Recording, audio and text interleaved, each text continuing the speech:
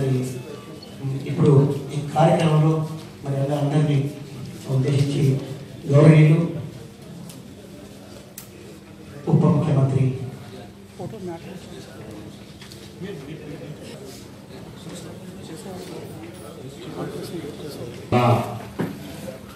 తనదైన శైలిలో తెలంగాణ ప్రాంతంలో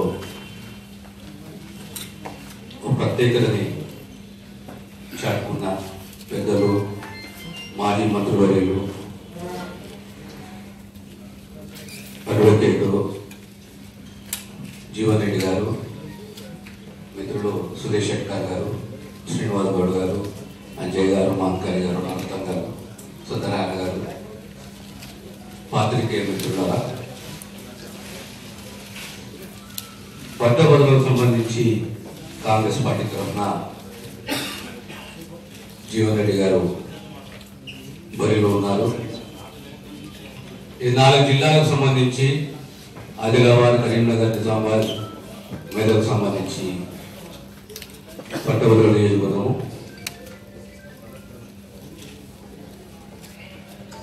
జీవన్ రెడ్డి గారి చరిత్ర మనందరికీ తెలిసిందే.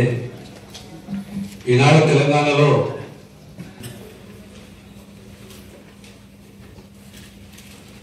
ప్రభుత్వాన్ని పెద్దలు మల్లపూదర రామచంద్ర గారికి వేదిక పెరవలసిన మంత్రికి ఎన్నికల్లో ప్రజలు ఇచ్చిన తీర్పు,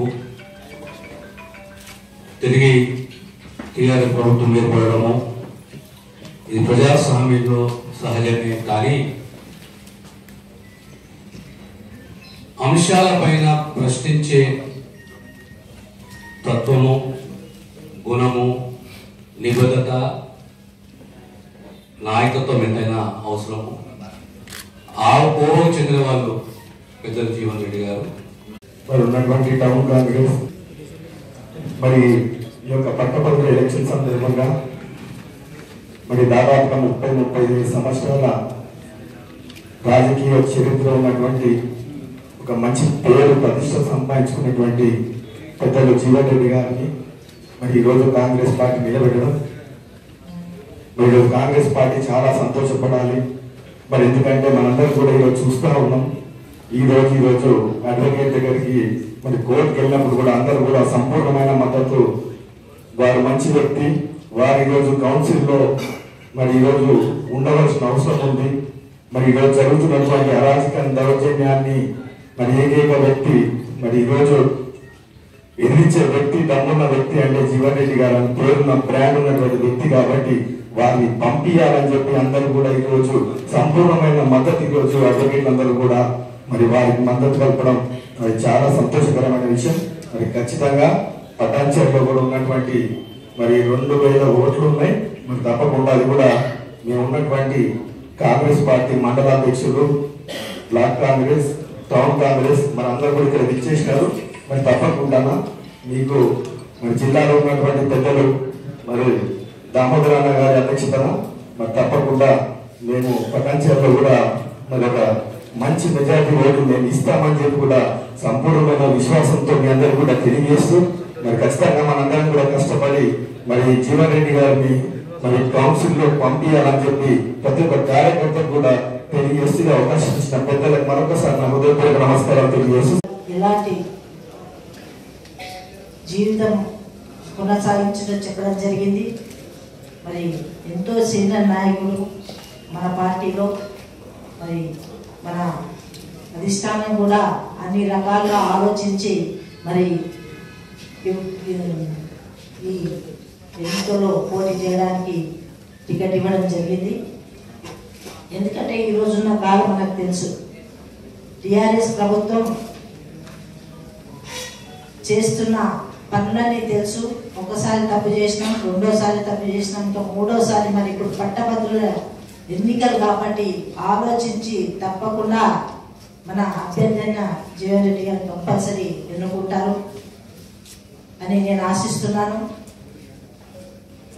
అలాగే జిల్లా అధ్యక్షురాలుగా నేను తప్పకుండా మండల్ వైజ్గా మీటింగ్ పెట్టి ప్రతి ఓటర్ని కదిలించి మరి మన పార్టీ తరఫున అత్యధిక మెజారిటీ వచ్చే విధంగా నా ప్రయత్నం నేను చేస్తానన్నా.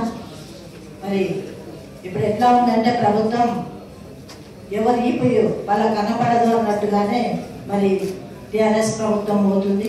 మనం అందరం కూడా మన శైలిలో మనం వెళ్ళి మన పార్టీని బలోపేతం చేయాలని అందరినీ కోరుకుంటూ సెలవు తీసుకుంటున్నాను. జై హింద్, జై కాంగ్రెస్.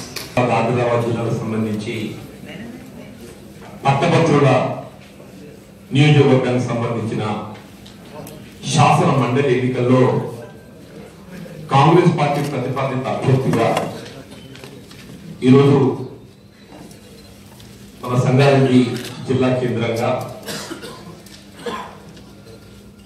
మీ అందరి యొక్క మద్దతు జిల్లా కాంగ్రెస్ అధ్యక్షురాలైనటువంటి సోదరి నిర్మలా జయప్రకాష్ రెడ్డి గారు, సమావేశ ముఖ్య అతిథులు, మరి ప్రాంతానికి ఉంది ఎన్నికల్లో కార్యకర్తలు నిర్వహించాల్సినటువంటి బాధ్యత. ఎందుకంటే ప్రత్యక్షంగా అభ్యర్థిగా ఓటర్లు అందరినీ కలిసేటటువంటి అవకాశం ఇబ్బందికరం. ఎందుకంటే ఈ ఎన్నిక అన్నది ఉమ్మడి 4 జిల్లాలకు విస్తరింపబడటంతో పాటుగా 6 పార్లమెంటరీ నియోజకవర్గాలు అంటే 42 శాసనసభ నియోజకవర్గాలకు విస్తరింపబడి ఉన్నాయి. 1,90,000 ఓట్లు దాదాపుగా. ఓటర్లను అందరినీ ప్రత్యక్షంగా కలవడం అంటే సాధ్యమయ్యే పని కాదు. కాబట్టి చూస్తున్న పరిస్థితులలో అభ్యర్థిని ఓటర్లో చేరవేసేటటువంటి ఒక బాధ్యత మరి కాంగ్రెస్ పార్టీ కార్యకర్తలని చెప్పక తప్పదు. ఇంకా ముఖ్యంగా సాధారణ ఎన్నికలైనట్టయితే మనకు కనబడటం వల్ల ఓటర్కి వస్తుంది. మీరు అట్లా కాదు. స్పెసిఫైడ్ ఓటర్ నిర్దిష్టమైనటువంటి నమోదు చేసుకోబడినటువంటి ఏదైతున్నదో మన ఓటర్ను వేడుకోవటం, మనం అపీల్ చేసుకునేటువంటి అవకాశం ఉంది. కాబట్టి ఈ సమావేశాన్ని నిర్వహింపజేసుకునే ముందు మనం చేయబోయే కార్యక్రమం నియోజకవర్గ స్థాయిలో మనకు ఉన్నటువంటి నాయకత్వం ఈ ఓటర్ లిస్ట్ ఏదైతుందో స్థానిక మండల స్థాయి నాయకత్వానికి అప్పగిస్తే, మండల స్థాయి నాయకత్వం గ్రామ స్థాయి నాయకత్వం చేరవేస్తే, గ్రామ స్థాయి నాయకత్వం ఏదైతుందో ఓటర్ గుర్తించి వారి యొక్క సెల్ ఫోన్ మనం సేకరించగలిగినట్లయితే మన నియోజకవర్గ స్థాయిలో ఉండేటువంటి నాయకత్వం ఓటర్ను వీలుంటే ప్రత్యక్షంగా లేకుంటే కనీసం సెల్ ఫోన్ ద్వారా సంప్రదించి మనం ఆకట్టుకునేటువంటి అవకాశం ఉంది. కాబట్టి ప్రధాన బాధ్యత వీళ్ళ గ్రామ స్థాయిలోని కాంగ్రెస్ కార్యకర్తలని చెప్పడం తప్పదని చెప్పండి. ముందుగా మనం చేయబోయే కార్యక్రమం ఈ ఓటర్ గుర్తింపు. అది చేయబడినప్పుడు మాత్రమే వీళ్ళ అభ్యర్థిని మీరు ఓటరు చేరవేయగలుగుతుంది. ఒక విధంగా చెప్పాలంటే వీళ్ళ అభ్యర్థికి ఓటరు మధ్య వీళ్ళు సంధానకర్త. అంటే ఈ ఎన్నిక ఉన్న శాసనసభ ఎన్నికల్లో అంటే వాస్తవంగా కాంగ్రెస్ పార్టీ ప్రభుత్వం ఏర్పాటు చేస్తుందని భావించే తరుణంలో మళ్ళీ మేము పార్లమెంట్ ఎన్నికలు రాబోతున్నాయి. మధ్యలో ఈ పట్టభద్రులు ఎన్నిక వచ్చాయి. ఒక విధంగా ఇది నేనే నా కొరకనే కాకుండా కాంగ్రెస్ పార్టీకి నేను అదృష్టంగా భావిస్తున్నాను చెప్పండి. నేను పట్టభద్రుల ఎన్నిక అనేది అంటే గత ఆనవాయితీని మనం పరిగణలోకి తీసుకుంటే ఎప్పుడైనా ఇది ప్రతిపక్ష పార్టీలకు అవకాశం కల్పించేటటువంటి ఎన్నిక మన గత ఆనవాయితీ తీసుకుంటే పట్టభద్రులు మేధావి వర్గం కొంత ఆలోచించి నిర్ణయం తీసుకునేటటువంటి ఓటర్గా మనం భావించగల ఆ ఉమ్మడి ఆంధ్రప్రదేశ్ రాష్ట్రంలో ఆనాడు ప్రతిపక్ష పార్టీ అయినటువంటి టీఆర్ఎస్ పార్టీ నిలిపిన అభ్యర్థులు సత్యనారాయణ గారు కానీ మెదక్ జిల్లాకి వెళ్ళి, తదుపరి నాథా లక్ష్మణరావు గారే కానీ, తదుపరి స్వామిగౌడ్ గారే కానీ ప్రతిపక్ష పార్టీ అభ్యర్థులు గెలిచి అలాగే కేవలం టీఆర్ఎస్ పార్టీనే కాదు తెలంగాణ రాష్ట్రం ఏర్పడ్డ తదుపరి నిర్వహింపబడ్డటువంటి ఒక ఏకైక పట్టభద్రుల ఎన్నిక హైదరాబాద్ నియోజకవర్గానికి సంబంధించి అక్కడ దేవి ప్రసాద్ గారు ఏదైతుందో తెలంగాణ ఉద్యమ నాయకుడు గుర్తింపు పొందిండు. ఉద్యోగ సంఘాల నాయకుడు అయ్యుండి కూడా వీళ్ళ ప్రభుత్వ ఆలోచన విధానం ఏ విధంగా మరి పట్టభద్రుడు నిరాశకు నిస్పృహ కలిగిస్తుందో మరి ఆ దేవి ప్రసాద్ కూడా ఓటమి చెవి చూడక తప్పలేదని చెప్పాడు. అయితే ఇవాళ కూడా ఒక విధంగా చెప్పాలంటే తెలంగాణ రాష్ట్ర ఏర్పాటు ఉద్యమంలో ప్రధాన పాత్ర పోషించింది ఈ పట్టభద్రులని చెప్పక తప్పదని.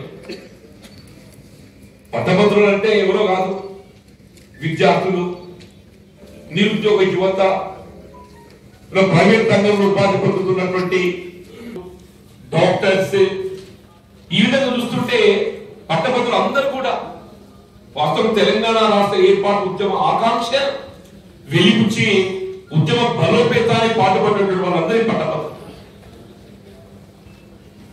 తెలంగాణ రాష్ట్రం ఏర్పడిన దాదాపు 5 సంవత్సరాల కాలంలో వీళ్ళందరికంటే ఎక్కువ నిరాశకు లోనవుతున్న వాళ్ళు ఆనాటి ఉద్యమ బలోపేతానికి పాటుపడినటువంటి ఈ పట్టభద్రులు చెప్పడం తప్పకుండా.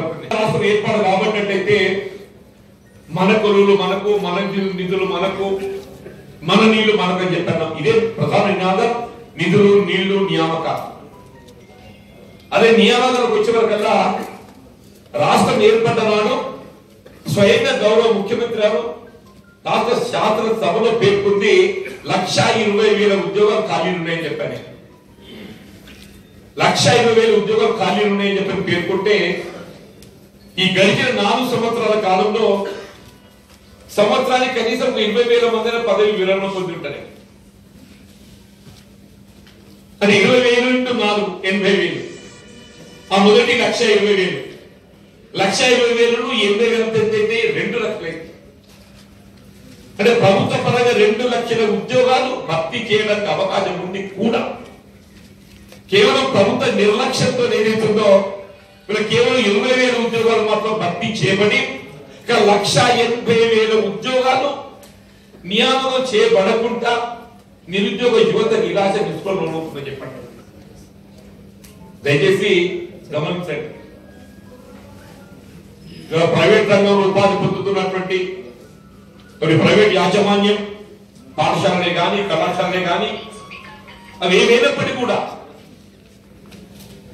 వాస్తవంలో విద్యా వైద్యం ప్రాథమికంగా ప్రభుత్వ బాధ్యత. ప్రభుత్వం నిర్వర్తించలేని బాధ్యత ప్రైవేట్ రంగంలో నిర్వహిస్తూ అటు నిరుద్యోగ యువతకు ఏదైతుందో ఉద్యోగ అవకాశాల కల్పనతో పాటుగా విద్యా అవకాశాలను కూడా మరి అందింపజేస్తున్నాయి ఇవాళ ప్రైవేట్ విద్యాలయాలు. ఫీజు రియంబర్స్మెంట్ నీరుగార్చబడ్డది. ప్రైవేట్ విద్యాలయాల్లో ఉపాధి పొందుతున్న వారికి ఉద్యోగ భద్రత లేకుండా పోయింది. వాళ్ళ పదవి విరమణ తదుపరి ఏదైతుందో వారి భవిష్యత్తు ప్రశ్నార్థకం అయిపోతుంది. ప్రభుత్వ పాఠశాలలే కానీ కళాశాలలే కానీ నియామకాలు లేక నిర్వీర్యమైపోతుంది. ఒప్పంద ఉద్యోగస్తులు పొరుగు సేవ ద్వారా అందిస్తున్న ఉద్యోగస్తులందరినీ ఆ వాళ్ళ క్రమబద్ధీకరిస్తామని చెప్పింది. ఈ 4 సంవత్సరాలల్లా ఒక్క నౌకరు కూడా క్రమబద్ధీకరించలేదు. చెప్పండి. నూతన జిల్లాలు ఏర్పాటు చేసిండ్రు. అధికార వికేంద్రీకరణ. మరి అందరూ కూడా సంబరపడ్డారు. అబ్బా మాకు బాబు జిల్లా చిన్న జిల్లా. ఎక్కడ ఒక్క కొత్త ఉద్యోగం క్రియేట్ అయినాడే. నూతనంగా మన 4 జిల్లాలు ఉన్నాయి, 13 జిల్లాలు అయినాయి. 4 జిల్లాలు ఉన్నాయి, 13 జిల్లాలు అయినాయి చెప్పంటే ఈ 4 జిల్లాలలో ఎన్ని శాఖలు నిర్వహిస్తున్నదో అదనంగా ఏర్పాటు కాబట్టి 9 జిల్లాలలో అన్ని శాఖలు కొత్తగానైతే ఏర్పడతాయి. కొత్త నియామకాలు చేపట్టబడాలి. శాఖలు కుదించి ఏదైతుందో ఉన్న ఉద్యోగస్తులతో బాధ్యత నిర్వర్తింపజేస్తుంది తప్ప ఒక్క ఉద్యోగం కూడా క్రియేట్ చేయబడలేదు. పొలిటికల్ జాబ్స్ క్రియేట్ చేయబడబోతున్నాయి. పొలిటికల్ అన్ఎంప్లాయ్మెంట్ మాత్రమే ఏదైతుందో తీర్చబడబోతుంది. కానీ శాశ్వత ప్రాతిపదికన ఉపాధి పొందేటటువంటి ఒక ప్రభుత్వ ఉద్యోగాలకు సంబంధించి ఒక్క ఉద్యోగం కూడా క్రియేట్ చేయబడుతుంది. ఒక్క ఉద్యోగం కూడా చెప్పంటున్నా. ఈ నూతన జిల్లా ప్రక్రియను కూడా చెప్పండి. ఇలా ప్రభుత్వ ఉద్యోగస్తులకు సంబంధించి పెరుగుతున్న నిత్యావసర వస్తువుల ధరలకు అనుగుణంగా ప్రతి 5 సంవత్సరాలకు ఒకసారి వేద భత్యాల.